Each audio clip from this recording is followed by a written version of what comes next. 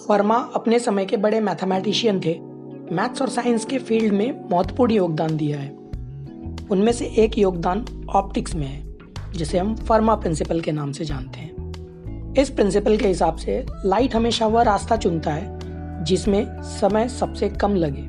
जैसे अगर point A से पॉइंट बी तक लाइट को जाना है तो अनगिनत रास्ते हैं, लेकिन लाइट सबसे कम समय लगने वाला रास्ता ही चुनता है। इस प्रिंसिपल से कई यूजफुल रिजल्ट्स निकाले जा सकते हैं, जैसे कि ये दोनों। रिफ्लेक्शन पर देखने के लिए आई बटन पर क्लिक करें। इस वीडियो में हम रिफ्रैक्शन पर फोकस करेंगे।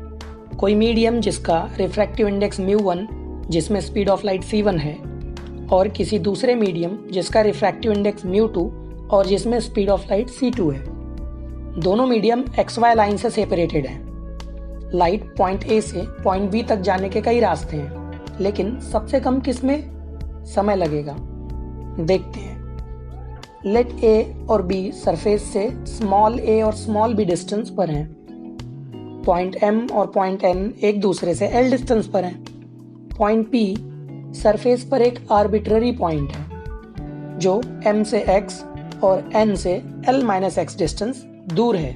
पॉइंट ए से लाइट रे पॉइंट पी से रिफ्लेक्ट होते हुए पॉइंट बी तक पहुंचती है।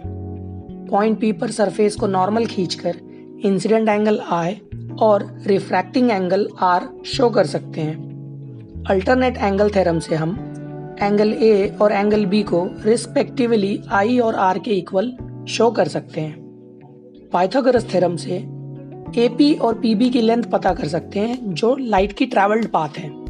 और हमें पता है कि लाइट की speed is equal to the distance over time. Rearrange करने पर हमें कुछ ऐसा इक्वेशन मिलता है। मीडियम 1 में लगा टाइम t1 हो और मीडियम 2 में लगा टाइम t2 हो, तो डिस्टेंस AP और PB की वैल्यूज रखने पर टाइम की वैल्यू x के टर्म्स में मिलती है। टोटल टाइम जो लाइट ने ट्रैवल किया है उसे t1 प्लस t2 से लिख सकते हैं। t1 और t2 की वैल्यू सब्स्टिट्यूट करने पर हमें टोटल टाइम का इक्वेशन मिलता है। हम देख सकते हैं कि time is a function of x, मतलब total time taken by light p के पोजीशन पर डिपेंड करता है। p के किस पोजीशन पर टाइम मिनिमम लगेगा।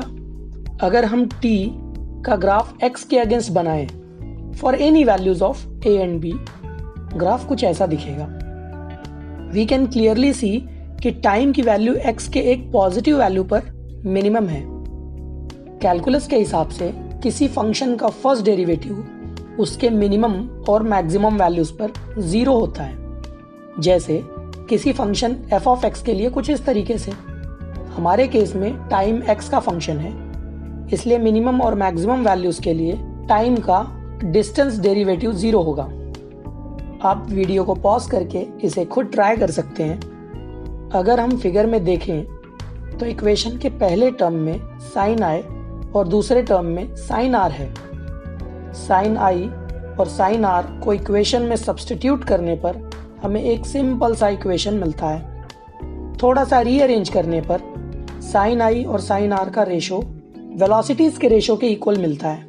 Bye definition speed of light in vacuum से speed of light in medium के रेशो को उस मीडियम का रिफ्रैक्टिव इंडेक्स कहते हैं। फॉर एग्जाम्पल, दोनों मीडियम के लिए μ1 और μ2 कुछ इस तरीके से लिखे जाएंगे।